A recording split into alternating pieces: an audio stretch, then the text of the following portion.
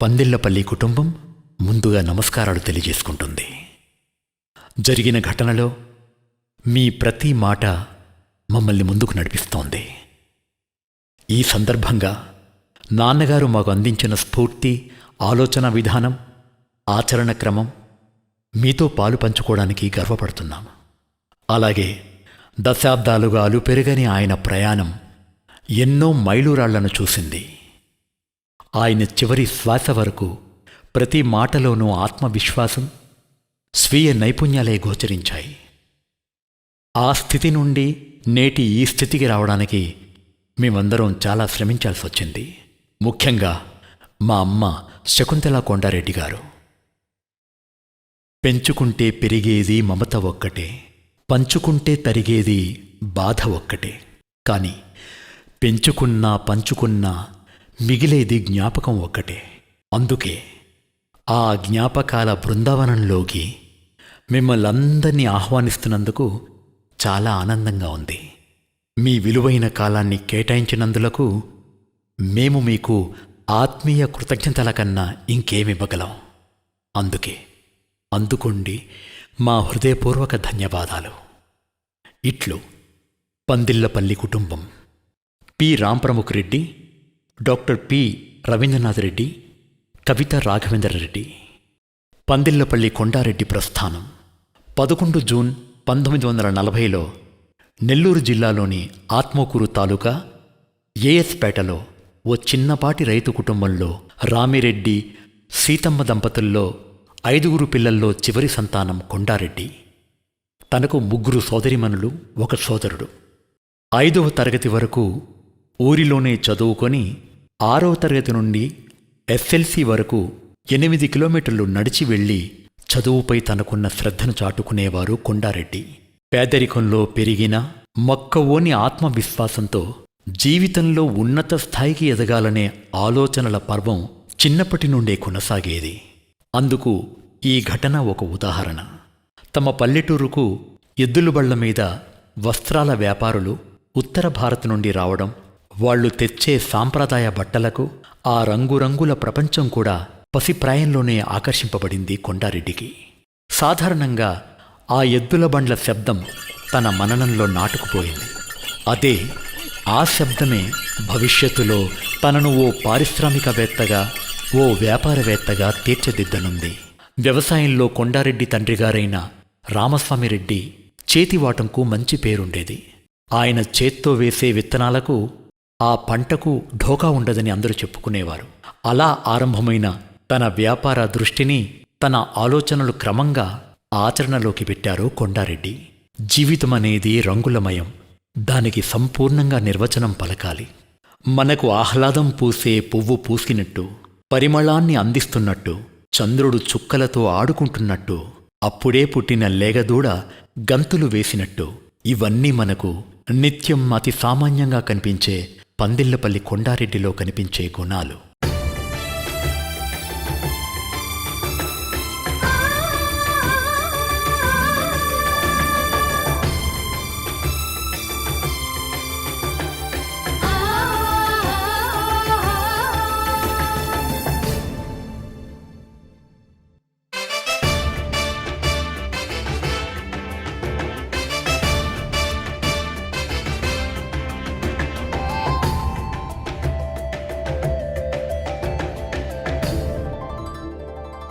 తెలుగు నేస్తం ఆత్మకూరు ఆణిముత్యం, తెలుగు నేస్తం ఆత్మకూరు ఆణిముత్యం, పందిళ్లపల్లి కొండారెడ్డి ఔన్నత్యం, అనునిత్యం మానవత్వం ప్రతిబింబం. మన పందిళ్లపల్లి కొండారెడ్డి ఔన్నత్యం, అనునిత్యం మానవత్వం ప్రతిబింబం. తెలుగు నేస్తం మన నెల్లూరు రైతు బిడ్డ, తెలుగు నేస్తం మన నెల్లూరు రైతు బిడ్డ. పేటలో జనించారు, చెన్నైలోను తన ప్రతిభను నిరూపించారు, ఆత్మకూరు మండలానికి మకుటమయ్యారు, నెల్లూరు జిల్లాకే ఆదర్శమయ్యారు. తెలుగు నేస్తం సీతారాముల ముద్దు బిడ్డ, తెలుగు నేస్తం సీతారాముల ముద్దు బిడ్డ. పారిశ్రామికవేత్తగా రాణించారు, చిన్న ఉద్యోగి స్థాయి నుండి వెలుగు నింపారు. పారిశ్రామికవేత్తగా రాణించారు, చిన్న ఉద్యోగి స్థాయి నుండి వెలుగు నింపారు. చిన్ననాటి నుండి ఆయన ప్రతిరోజు ఏం చేసేవారో, ఎవర్ని కలిసేవారో, క్రమంగా రేపటి భవిష్యత్తుకు ఈ వ్యాపార కలయికలు ఎలా రూపుదిద్దుకుంటాయో సులభంగా కొండారెడ్డి ఊహించేవారు. ముఖ్యంగా చిన్ననాటి నుండే వ్యాపారానికి ప్రాథమిక మౌలిక సూత్రాలపై అవగాహన, వ్యాపార అభివృద్ధికి అత్యంత అవసరం కేవలం పెట్టుబడి కాదు, ఏ వ్యాపారానికైనా నమ్మకం అనే ఆయుధం అత్యంత కీలకమైంది. దీంతోపాటు వివిధ భాషలపై పట్టుంటే ఎవరైనా కూడా తప్పకుండా విజయవంతం సాధిస్తారని కొండారెడ్డికి ప్రగాఢ విశ్వాసం. తాను పొందిన అనుభూతి కృషితో నాస్తి దుర్భిక్షం అనే నానుడిని నిజం చేశారు పందిళ్లపల్లి కొండారెడ్డి గారు. ఒక చక్కని ఆలోచనను ఫలితం గురించి పట్టించుకోకుండా సరిగ్గా అవలంబించగలిగితే అదే జీవితాన్ని మారుస్తుంది. ఆ పరివర్తన 11 నుండి 13 ఏళ్లలోనే కొండారెడ్డిలో కలగడం, ఆర్థికంగా ఇంట్లో ఇబ్బందులు, పై చదువుకు వెళ్లలేని తరుణంలో తనకు అన్నవరుస అయిన శ్రీ బలరామరెడ్డి గారి ప్రేరణ తనపై బలంగా పడింది అంటారు. 14 ఏళ్లలో తండ్రిని కోల్పోయిన కొండారెడ్డికి మరింత బాధ్యత పెరిగింది. అలా తన ఎస్ఎల్సి వరకు ప్రాథమిక సౌకర్యాలు, వసతులు లేని ఆ గ్రామంలో రేపటి భవిష్యత్తును మనమే మార్చుకోవాలి, రోజురోజుకు మారుతున్న సాంకేతికతను తదేకంగా గమనించడం, తన అన్నగారు, ఊరిలో పెద్దలు సాంప్రదాయానికై, కుటుంబ విలువలకే ఇచ్చే ప్రాధాన్యతను తాను అవలంబించడం మొదలుపెట్టి ఎస్ఎల్సి అయ్యాక మద్రాసులో తన అన్నగారుకున్న పలుకుబడిని ఉపయోగించి తను తరలి రావడం కారణమైంది. అప్పటికే ప్రసిద్ధ సంస్థ ఎంఆర్ఎఫ్లో ఓ చిన్నపాటి ఉద్యోగం ఖాళీ ఉండటంతో శ్రీ బలరామరెడ్డి గారు ఆ ఉద్యోగానికై తనను సిఫార్సు చేశారు. మద్రాసు నగరం తన భవిష్యత్తుకై మరిన్ని సోపానాలు అందజేస్తుంది అని తోటి కార్మికులను చూసి తన భాషను, ముఖ్యంగా ఇంగ్లీషు భాషను తను అభివృద్ధి పరుచుకోవాలని దినపత్రిక ది హిందూను ఆయన చదవడం మొదలుపెట్టారు. ఎంఆర్ఎఫ్లో కొండారెడ్డి 12 ఏళ్లపాటు ఓ ఉత్తమ కార్మికుడిగా పనిచేశారు. ఎంఆర్ఎఫ్లో టైర్ల సామర్థ్యాన్ని కనిపెట్టడం, డ్యూరబిలిటీ, మన్నిక వీటిని నిర్ణయించడం కొండారెడ్డి పని. కొండారెడ్డి గారు మద్రాసు రాకముందు టూరింగ్ టాకీస్లో రిప్రజెంటివ్గా కూడా పనిచేసేవారు. ఆ అనుభవంతో కాబోలు భవిష్యత్తులో నిర్మాత అయి పల్లెసీమ, స్వర్గసీమ, కాళరాత్రి, తెలుగు, తమిళంలో 4 సినిమాలు నిర్మాతగా నిర్మించారు. ప్రఖ్యాత దర్శకులు శ్రీ పిసి రెడ్డి గారే కొండారెడ్డి గారిని నిర్మాతగా చేశారు. ఈయన బలరామరెడ్డి సోదరులు. ఓ షూటింగ్ సందర్భంలో ఈ ఛాయాచిత్రం తీశారు. ఆ తర్వాత ఓసారి తాండవ కృష్ణుడు తన సోదరుడు పిసి రెడ్డి గారు దర్శకత్వం వహిస్తున్న షూటింగ్కు వెళ్ళినప్పుడు తనలోని గుణగణాలను, ఆ ఇద్దరు దంపతులను డాక్టర్ అక్కినేని నాగేశ్వరరావు గారు కూడా ఎంతో ఘనంగా అభినందనలు పలికారు. ఎంతకెంతకెదిగినా ఒదిగి ఒదిగి ఉండాలని, అష్టైశ్వర్యాల కన్న జ్ఞానమే మిన్నయని, ఉత్తర భారత్లోను ప్రాముఖ్యత పొందిన జన్మభూమి పట్ల ప్రేమ మిన్నేయని చాటెను. సామాజిక సేవే తన లక్ష్యమని, మాతృభూమి మమకారమే తన మార్గమని. సామాజిక సేవే తన లక్ష్యమని, మాతృభూమి మమకారమే తన మార్గమని. కులమతాలకతీతం, వర్ణవర్గ సమతుల్యం, సంతోషం ఉండాలి అందరిలోనూ. కులమతాలకతీతం, వర్ణవర్గ సమతుల్యం, సంతోషం ఉండాలి అందరిలోనూ. తెలుగు నేస్తం ఆత్మకూరు ఆణిముత్యం, పందిళ్లపల్లి కొండారెడ్డి ఔన్నత్యం, అనునిత్యం మానవత్వం ప్రతిబింబం. మన పందిళ్లపల్లి కొండారెడ్డి ఔన్నత్యం, అనునిత్యం మానవత్వం ప్రతిబింబం. చెన్నైలో ఉద్యోగంలో మంచి పేరు సంపాదించుకున్న కొండారెడ్డి జీవితానికి కొత్త అర్థం ఇవ్వాలని తన బంధువులు, ముఖ్యంగా అన్న బలరాం రెడ్డి గారు, నెల్లూరు జిల్లాకు చెందిన పెయ్యిలపాలెం గ్రామవాసులు శ్రీ సుబ్బారెడ్డి రవణమ్మల పుత్రిక శకుంతల గారితో వివాహం జరిపారు. క్రమంలో శకుంతల తండ్రి గారు మౌనంగా ఉండే కొండారెడ్డిని చూసి అసలు తను మాట్లాడతాడా లేదా అని అనుమానం వచ్చి ఒకరోజు అడగడం కూడా జరిగింది. మా అల్లుడు మోగవాడు కాదు కదా అని. అప్పుడే మొదటిసారిగా కాదు మావయ్య అని జవాబు చెప్పడం అందరూ గోళ్ళున నవ్వడం జరిగింది. అవసరం లేకుండా ఎవ్వరితోనూ కొండారెడ్డి మాట్లాడేవారు కాదు. అలా ఉద్యోగం చేస్తున్న తరుణంలో తన ప్రగాఢ ఆలోచన వ్యాపారం ఆరంభించాలి అని. ఇప్పుడు పెళ్లి కూడా అయ్యింది, బాధ్యతలు పెరిగాయి అనే ఒక ఊహతో ఒక నిర్ణయానికొచ్చారు కొండారెడ్డి. మావయ్య అనేక పర్యాయాలు కొండారెడ్డిని కలిసినప్పుడు నీకేం కావాలన్నా చెప్పు, ఆర్థిక సహాయం అయినా కూడా, లేదా పలుకుబడి అయినా ఉపయోగించుకో. ఎట్టకేలకు 1968 కాలంలో మావయ్య శ్రీ సుబ్బారెడ్డి గారి వద్ద వడ్డీ లేకుండా 10,000 రూపాయలు రుణం అందుకోవడం, శ్రీ పందిళ్లపల్లి కొండారెడ్డి స్వంత వ్యాపారాన్ని మొదలుపెట్టడం జరిగింది. అయితే ఆ 10,000 రూపాయలను మావయ్యకు తిరిగి ఇవ్వగలనా అనే సందేహం కూడా ఉండేది కొండారెడ్డికి. అయితే అనుకున్నట్టుగా వ్యాపారం అభివృద్ధి చెందడం, అతి తక్కువ సమయంలోనే ఆ 10,000 రూపాయలను తిరిగి మావయ్య గారికి ఇవ్వడం, ఇవన్నీ కూడా తన జీవితంలో మరిచిపోలేని క్షణాలు అన్నారు. టెక్స్మో మెటల్ ఇండస్ట్రీస్ అనే చిన్న ఫ్యాక్టరీలో తన సామర్థ్యంతో స్టీల్ పాత్రల తయారీలో ఎయిర్ టైట్ను తీర్చిదిద్దడంతో జాతీయ స్థాయిలో ఎయిర్లైన్ కప్ కొండారెడ్డి అని మన్ననలు కూడా అందుకున్నారు. సాధారణంగా స్టీల్ గ్లాసుల పైన పదునుగా ఉండే కొన ఉంటుంది. ఇది తెగే ప్రమాదం కూడా ఉంటుంది కనుక బీడింగ్ అనే ఒక ప్రక్రియను ఈయన మొట్టమొదటిసారిగా పరిచయం చేశారు. అప్పటి నుండి ఆరంభమైన చిన్న వ్యాపారం దినదిన ప్రవర్ధమానంగా రూపుదిద్దుకుంది. చిన్ననాటి నుండే ఉత్తర భారత్ నుండి తన పల్లెటూరుకు వచ్చి వస్త్ర వ్యాపారాలు చేసేవారు. అవన్నీ చూసినప్పుడు, ఆలోచించినప్పుడు తనకు తోచింది నమ్మకం అనే ఆయుధమే ఒకరిని వ్యాపారంలో నిలబెడుతుంది అని.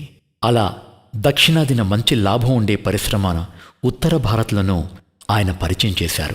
ఈ క్రమంలో మన వస్త్రాలను కూడా వారికి చూపి మన దక్షిణాది వస్త్ర కళాతోరణాలపై వాళ్లకు మక్కువ కలిగించేలా ఏకకాలంలో స్టెయిన్లెస్ స్టీల్ కట్ పీసెస్లోనూ ఈ 2 వ్యాపారాల్లో బాగా రాణించారు కొండారెడ్డి.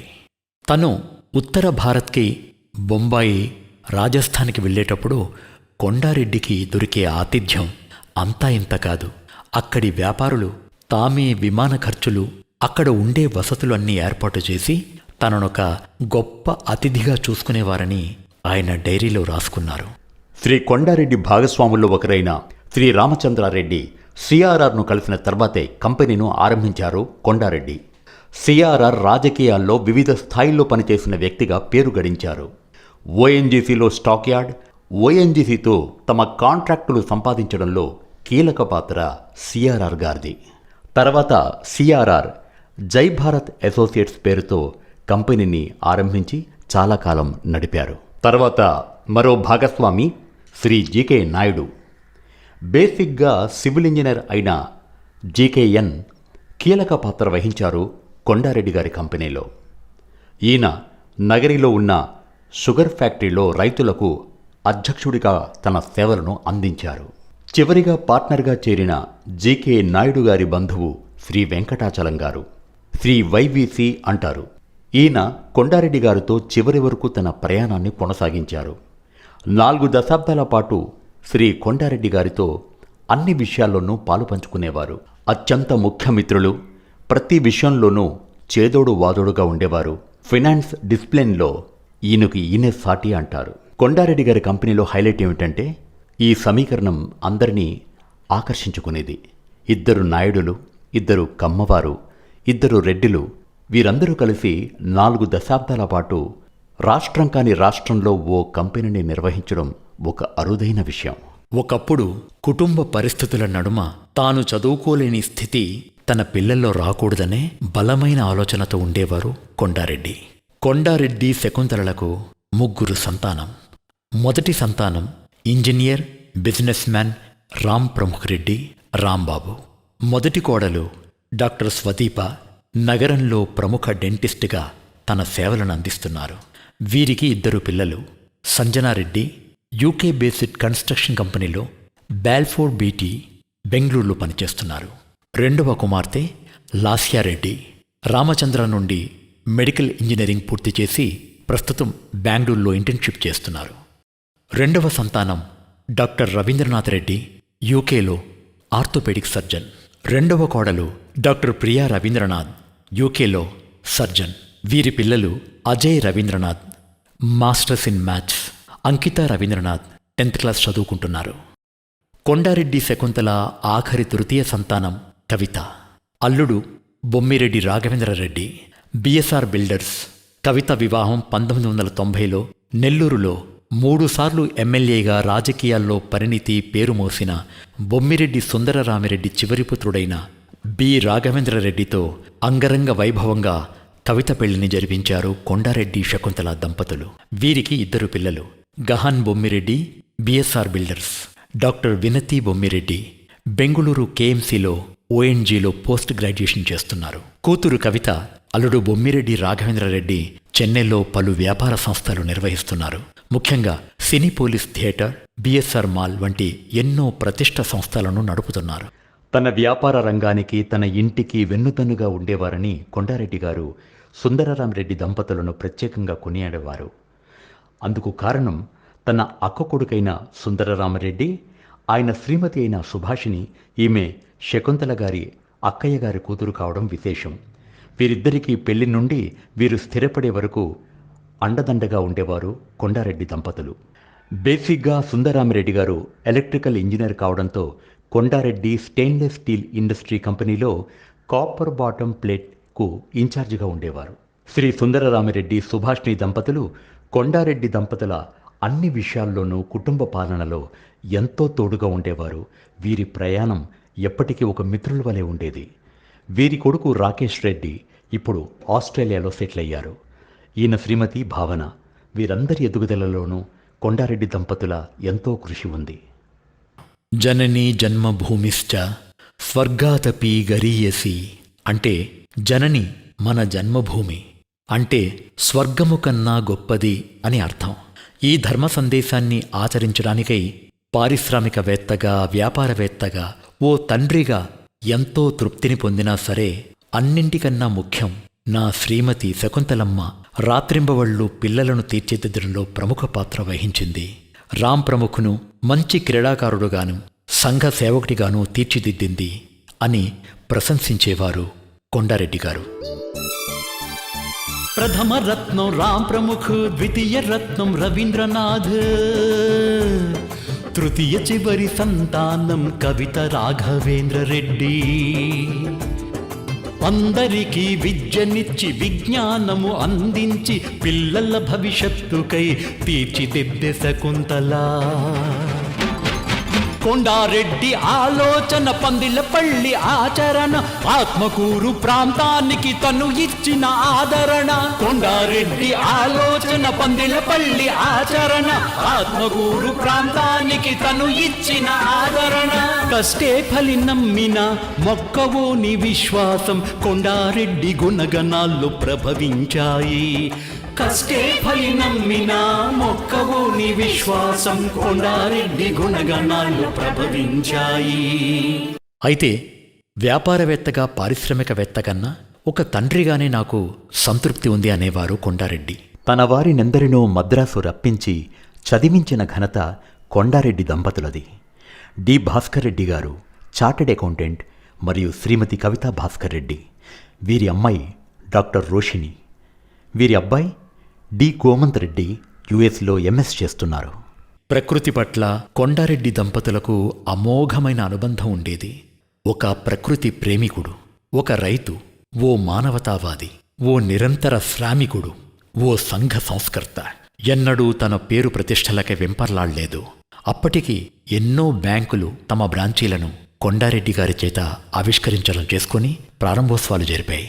ఉత్తమ పారిశ్రామికవేత్తగా బలవంతం చేసి ఆయనకు అవార్డులు అందజేశారు అనేక సంస్థలు. సత్యానికి అసత్యానికి మధ్య దూరం ఒక్క అడుగే కావచ్చు, కాని ఎప్పుడూ సత్యాన్నే ఆశ్రయించాలి అనే తాను చేసిన పనుల ద్వారా మనకర్థమవుతుంది. పారిశ్రామికవేత్తగా సంఘంలో వివిధ రంగాలలో చెన్నైలో స్థిరపడిన తెలుగు ప్రముఖుల జాబితాలో శ్రీ పందెళ్లపల్లి కొండారెడ్డి గారు ఒకరు. శ్రీ కొండారెడ్డి జీవిత ప్రస్థానంలో అడుగడుగున ఈ అంశాలు మనకు దర్శనమిస్తాయి.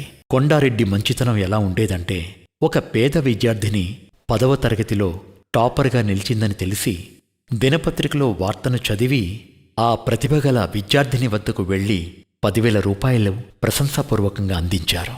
ఓ ప్రక్క చెన్నైలోనూ ఉత్తర భారత్లోని పారిశ్రామికవేత్తగా క్షణం తీరిక లేకుండా ఉన్న సమయంలోనూ జన్మభూమి పట్ల ఆయన కనబరిచిన శ్రద్ధ, అంకితభావం నేటికి దర్శనమిస్తాయి. ఆధ్యాత్మిక భావన, దైవ కార్యాలకై ఎప్పుడూ కొండారెడ్డి గారు తన అమూల్యమైన పవిత్ర కాలాన్ని వినియోగించేవారు.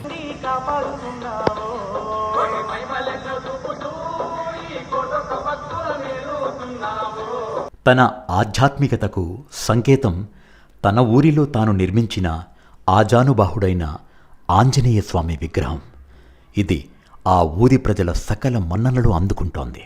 తప్పనిసరిగా దంపతులిద్దరూ బంధువులతో పాటు అనేక దేవాలయాలు సందర్శించేవారు. అయ్యప్ప స్వామి దీక్షలోనూ పాల్గొన్నారు. మీరు మిగిల్చిన జ్ఞాపకాలు అత్యంత విలువైనవి.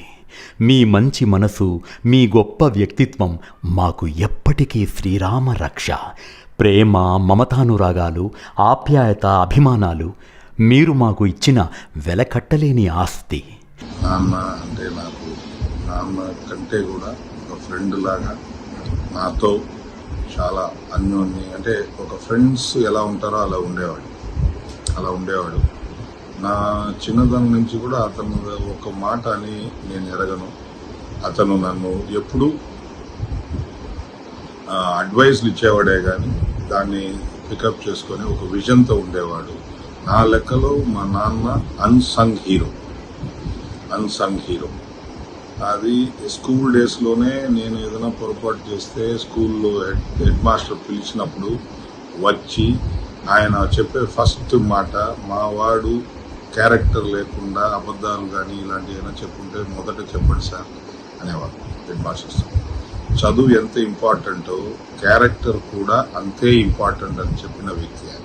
మనం మంచి చేయకపోయినా ఎవరికి చెడ్డ చేయకూడదు. ఆయన ఆ అడ్వైజ్లో, ఆ విషయంలోనే లైఫ్ని లీడ్ చేశాడు. నాకు కానీ మా తమ్ముడికి కానీ always use to be a good friend. మా సిస్టర్కి కూడా ఆయన గుడ్ ఫ్రెండ్గా ఒక ఉన్నత భావాలతో లైఫ్ని లీడ్ చేశాడు. ఎక్కడ లోటు లేకుండా, మా అమ్మ పర్టికులర్గా చెప్పాలి, ఎక్కడ లోటు లేకుండా ఆమె చదువుకున్న తక్కువైనా ఆమె మాకు టైంకి ఎటువంటి ఇది లేకుండా బాగా తీసుకొచ్చింది.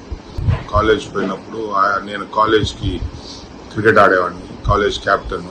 తర్వాత యూనివర్సిటీకి ఆడాను. అంటే ఫస్ట్ నేను ఇల్లు వదిలి first child to go to college in hostel in Tumkur. అప్పుడు వాళ్ళు వచ్చినప్పుడు నేను క్రికెట్ గ్రౌండ్లో ఉన్నాను, వాళ్ళు నా రూమ్లో ఉండి అన్నీ చూసుకొని నేను ఎలా ఉన్నాను చూసుకొని పోవడానికి వచ్చారు. కొన్ని సబ్జెక్టులో ఫెయిల్ అయి ఉన్నాను.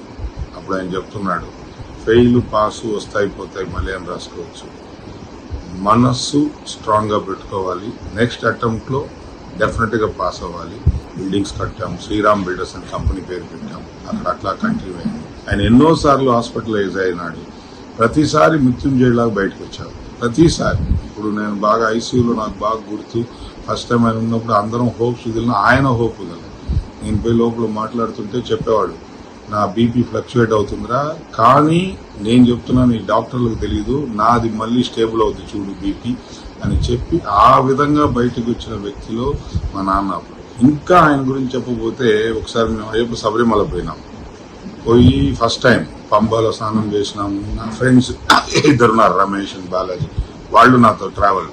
ఆ పై కొండ ఎక్కేటప్పుడు ఆయన సడన్ గా ఒక అన్కాన్షియస్ అయ్యి చాలా ఇబ్బంది ఫేస్ అయ్యి 10 నిమిషాలు అన్కాన్షియస్ లో ఉన్నాడు. నా ఒళ్ళోనే పడుకున్నాడు తలబెట్టి. అప్పుడు చెప్తున్నాడు, ఒక 10 నిమిషాల తర్వాత చూడు నేను మళ్ళీ మామూలు అయిపోతా అన్నాడు. సో మిరాకిల్స్, ఆయన miracle, is a miracle man, unsung hero, దాంట్లో డౌటే లేదు. స్క్రాచ్ నుంచి ఒక లెవెల్కి పోయినాడు. తర్వాత వాళ్ళ పార్ట్నర్స్ ఫారిన్ టూర్లు అయితే మీ అమ్మని ఎంత బాగా చూసుకున్నాడంటే అంత బాగా చూసుకున్నాడు. ఆమె ఎదురు రాకుండా ఏ పనికి పోడు. ఇది నా మనసులో ఇవి ఎప్పటికీ ఆయన నిలిచిపోతాడు. ఆయన మర్చిపోవడం నాకు కష్టమే. కానీ ఆయన ఆశయాలు, ఆయన యొక్క మంచితనాన్ని నేను కంపల్సరీ కంటిన్యూ చేస్తాను. సమాజానికి పనికొచ్చేటట్టు ఆయన చేసినవి నేను కంటిన్యూ చేస్తాను. ఆయన చేసిన సీతారామ చారిటబుల్ ట్రస్ట్, నేను సెక్రటరీ, ఆయన ప్రెసిడెంటు, అమ్మ ట్రెషరరు, ఇవన్నీ పోస్టింగ్ పెట్టుకుని స్టార్ట్ చేసాం. దాన్ని ఫుల్గా డెవలప్ చేస్తాను. ఆయన ఆశీస్సులు అందరికీ ఉండాలని కోరుకుంటూ మీ మా నాన్న పుత్రుడిగా రామ్ ప్రముఖ్ రెడ్డి అందరికీ నమస్కారం తెలియజేసుకుంటున్నాను. తెలుగు నేస్తం ఆత్మకూరు ఆణిముత్యం, తెలుగు నేస్తం ఆత్మకూరు ఆణిముత్యం, పందిళ్ళపల్లి కొండారెడ్డి ఔన్నత్యం, అనునిత్యం మానవత్వం ప్రతిబింబం, మన పందిళ్ళపల్లి కొండారెడ్డి ఔన్నత్యం, అనునిత్యం మానవత్వం ప్రతిబింబం, తెలుగు నేస్తం మన నెల్లూరు రైతు బిడ్డ.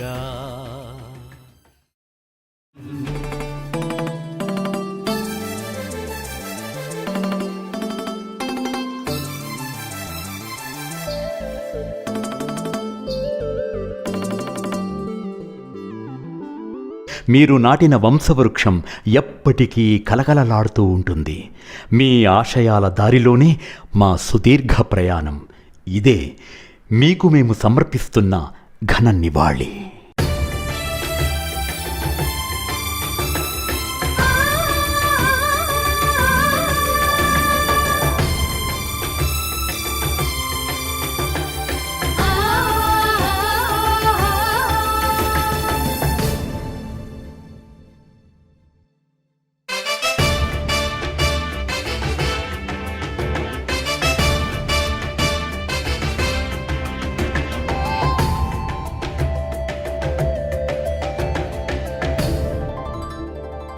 తెలుగు నేస్తం ఆత్మకూరు ఆణిముత్యం, పందిళ్ళపల్లి కొండారెడ్డి ఔన్నత్యం, అనునిత్యం మానవత్వం ప్రతిబింబం, మన పందిళ్ళపల్లి కొండారెడ్డి ఔన్నత్యం, అనునిత్యం మానవత్వం ప్రతిబింబం.